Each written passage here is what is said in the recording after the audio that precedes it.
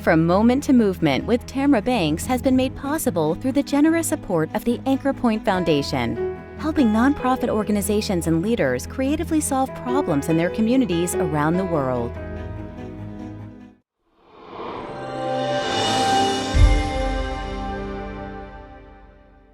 Racism is steeped into the very core of this country. And now, in 2020, Black voices are tired of being ignored, muffled, and killed. Millions of Americans are demonstrating, protesting to make their voices heard, especially Black Americans. A movement has to arise from the ashes of the moment. From Moment to Movement is a series of one-on-one truth-telling conversations with the Black community, aimed at working towards addressing police brutality and changing systemic racism.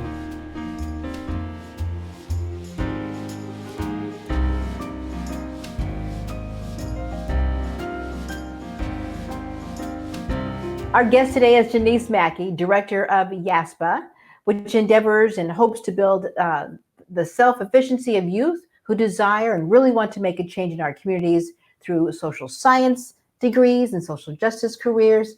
Thank goodness for something like you guys. Janiece, welcome to the show. Great to have you. Thank you for having me. So before we get started, talk a little bit more about YASPA, what it stands for, and what your mission is. Yeah, thank you so much. So YASPA is Young Aspiring Americans for Social and Political Activism, or YASPA for short. This is our 10-year anniversary this year. Super excited about that. It was founded in 2010 by myself and my husband. And the purpose is to cultivate Black and Brown and Indigenous students to be civically engaged in community and career, middle school through college. And the ways in which we do that is by focusing on academic and career efficacy, civic literacy, civic engagement, and racial identity development. We offer youth council spaces where students are able to navigate youth participatory action research on issues that they care about, to bring that into the policy space. We also offer courses for the middle school and high school level, which is civic engagement in community and career, to expose students to the myriad of ways in which they can navigate or pursue a degree that is oriented with a social justice lens. We also have a summer program, which is a hybrid right now because of COVID, but it's our Social Sciences and Policy Institute, which is almost kind of like a playground to expose students to, again, the myriad of ways in which they can be civically engaged, but also with this focus on centering wellness as well, because we know that in pursuing social justice, that it can be taxing. And so that's something that we also make sure is sort of baked into that experience as well. We also really try and push against unpaid labor, including youth. So we offer paid internships for students at the high school and the college level as well. What I think about is the notion that I'm not even sure I had heard the term social justice until I was an adult, maybe several years ago, maybe 10 years ago from now. That's really terrific that you're kind of guiding young people into this space that they can kind of grow up and be groomed and mentored, for lack of a better term, to step into it. Because I think a lot of people have had to sort of feel their way around and what does social justice mean and what's a social justice warrior. And you said you're celebrating your 10-year anniversary. Yes. 10 years. It's a wild year to be celebrating our 10-year anniversary, but we've had a lot of support from community this year, which has really been a blessing. So on that note, the timing of the 10-year anniversary and what's happening now, a lot of people tell me, particularly young folks, but not always millennials, but a wide range of people will often say, wow, police brutality and racism is really picking up. I say picking up, I'm sorry. When was that time where it wasn't happening, when racism was eradicated from the US and police brutality across the nation was not happening at all? So as you start to have conversations and educate our young people, where do you start? Where do you start sort of your curriculum so they can understand how they need to move the needle forward? That's a great question. So usually we really start with things that they're locked into a lot of times, which is even social media, right? So it could be TikTok, it could be clips from Facebook, YouTube videos that they may be into, and just asking them to really look at and deconstruct the ways in which race is happening within whatever it is that they're watching, like just picking up on that, noticing, right? And then from there going into, well, why do you think you noticed that? Or why do you think you didn't notice that, right? And helping them to understand the ways in which we're socialized to understand race at a meta level, whether it's through our school systems, through media writ large, right? So that's typically where we start, so that then we can begin to get closer and closer to the soul, right? And doing that soul work. So I have two questions. One, probably easier to answer, is what age is a good age to start this conversation? Oh, I love that question too, especially as a mama. So I started it when they were in the womb. Meaning like these conversations have to happen right before babies are even brought into the world, but definitely even before they enter school, right? Because we know based upon lived experience and even research, if people want to go there, that race again is always happening. And it's a matter of equipping our young people to understand the ways in which it's happening so that they don't internalize it in a way that brings harm to themselves, whether mentally, physically, or emotionally. And then sort of a second half of that question is, how do we teach young people, or any person of color specifically in this case, about racism, systemic racism, social injustice, and so forth, without instilling a sense of victimization? Yeah, I really, really love that because I think it's an extremely important component. So I'm really obsessed with Dr. Cross's work on negrescence, or the psychology of becoming Black. His work has been used as a model for a myriad of racial identity development theories of folks of color in particular. And so really looking at those different cycles and shifts and stages of becoming Black in predominantly white spaces and even within Black spaces, right? And what does that look like for yourself? That is a lot of the work that I know I've done with my own children, as well as with our students in YASPA as well, making sure that they understand that while they're having these racialized experiences, they're having them again because of the compounding systems, right? And the ways in which our country was built. And that contributes to the ways in which they experience race at a meta level, right? Which informs what they are experiencing personally, so that then they don't have to accept certain baggage, right? So we're telling our young people all the time, we didn't create white supremacy, right? So you don't need to die over this. You don't need to sacrifice your wellness over this because we did not create this. So it's really important that they know that race and racism is simply not about Black and brown folks. It's about white supremacy. And it's also about the work that white folks need to be doing in their villages as well. Remind me again what age groups you work with? Middle school through college. So with that said, particularly the middle school, was that like 12-ish years old? Yep. Okay. When they look at the video of George Floyd or Ahmaud Arbery being chased down, or hearing the news about Breonna Taylor with several gunshots in her body as she tried to defend herself in her bedroom, how do you articulate that to a 12-year-old, and what kind of advice or information can you share with folks to help them understand how, whether you're a parent or you have children in your life, to be able to have this conversation in a safe space without scaring them? Yeah, I appreciate that question, especially as a mom as well, because for me, that conversation had to happen very early. It was particularly Trayvon Martin for our household when we had to have that conversation. And my youngest was only 2 years old when she saw what was happening on the screen, and trying to explain that, right, to a baby essentially was very difficult. What I will say is that first, simply having the conversation, right? So the worst thing that we can do is not have the conversation. No one's perfect. It's going to be a conversation where you may stumble through it. So rather than obsessing over the quote unquote correct way, if you will, to have the conversation first and foremost. Second, I would say really think about the narratives that you are authoring and co-signing with your children, right?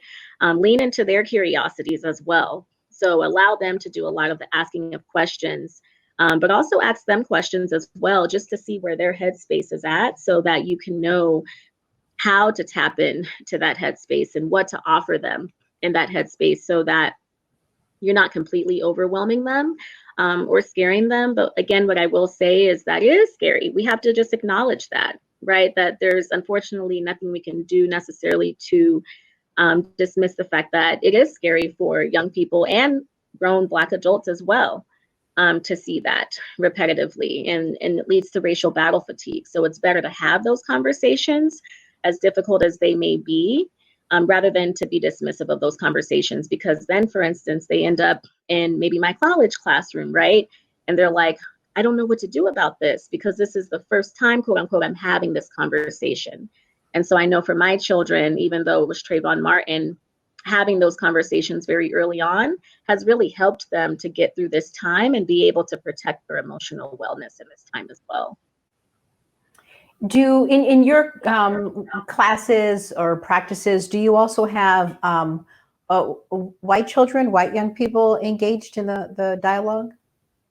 Yeah, absolutely. So particularly with the class model, we don't necessarily choose the students, right? So it's definitely a multiracial space for sure as well. And so that's where, again, we start with what they're exposed to, but then we get at the soul work. So we talk a lot about, who you are as an individual. And we don't use the word positionality with the kids, right? But helping them to understand how their identities shape their experiences and how those experiences sometimes are similar or different and why that is. And particularly in our classes, we center race as the crux that informs a multitude of identities, right? So race informs gender experiences, informs experiences of sexual orientation as well, right?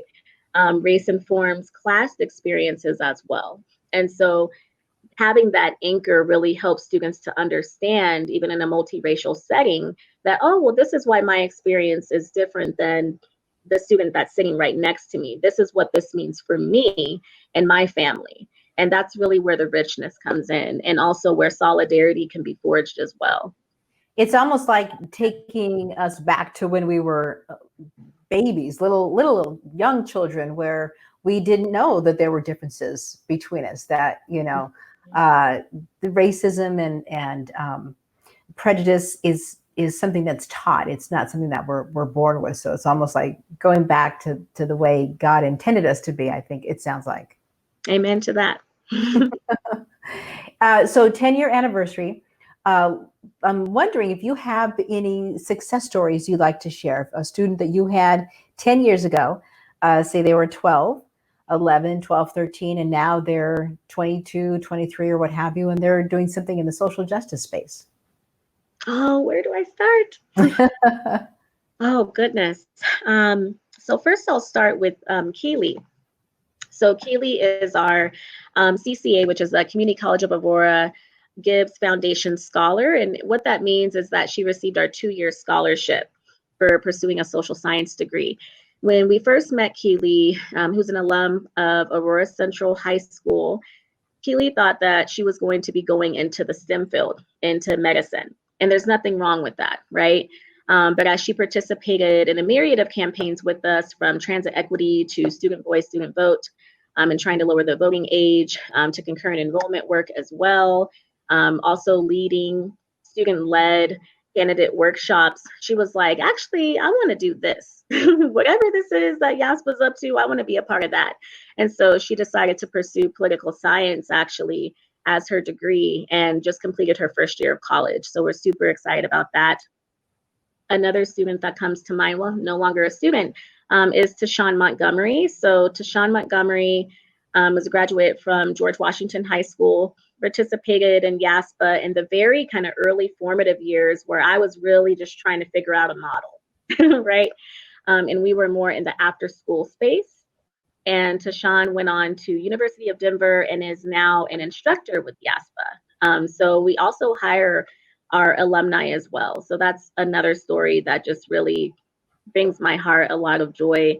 Tiana Holmes now, she recently got married a couple years ago, is also in the criminal justice field. And so we're super, super proud of her and her raising her young family and continuing to pursue social justice at the crux of her career as well. Gosh, there's just so many stories. Let me ask you one last question, Janiece, as we start to wrap up here. I'm asking people about how they're feeling right now. I mean, we're dealing with, like I said earlier, this isn't anything new. Evidence of police brutality caught on tape, even to the point where folks who just even a couple of years ago were like, well, maybe it wasn't that bad, or cops can be jerks to white people too. It's a whole different mindset where we are right now. How are you feeling with everything, and what do you tell your young children about where we are today? That's a beautiful question.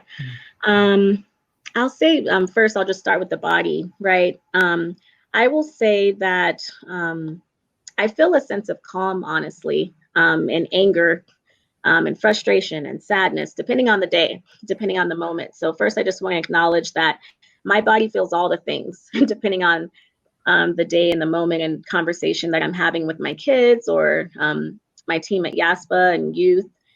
So I first just want to acknowledge that it's not necessarily a constant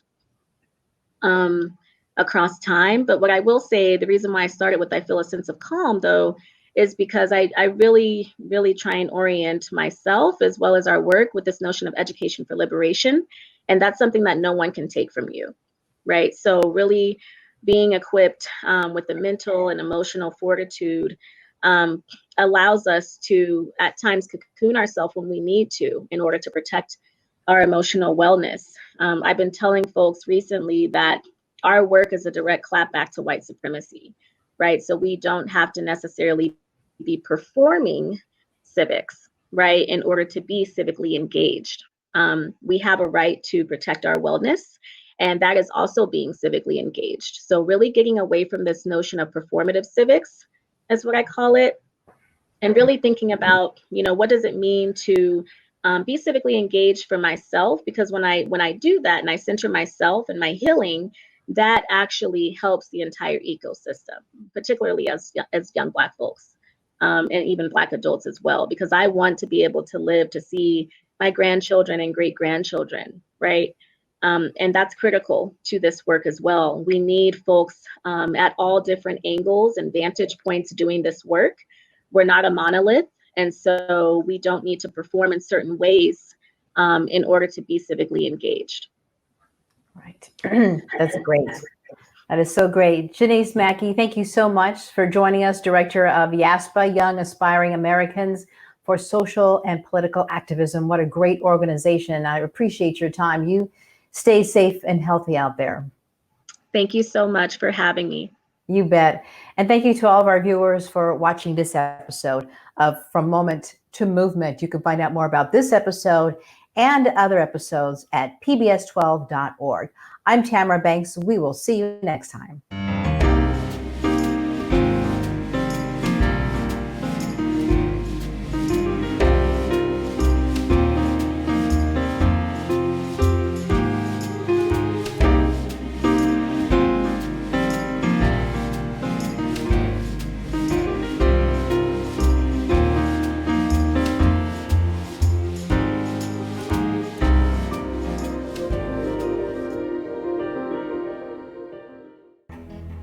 From Moment to Movement with Tamara Banks has been made possible through the generous support of the Anchor Point Foundation, helping nonprofit organizations and leaders creatively solve problems in their communities around the world.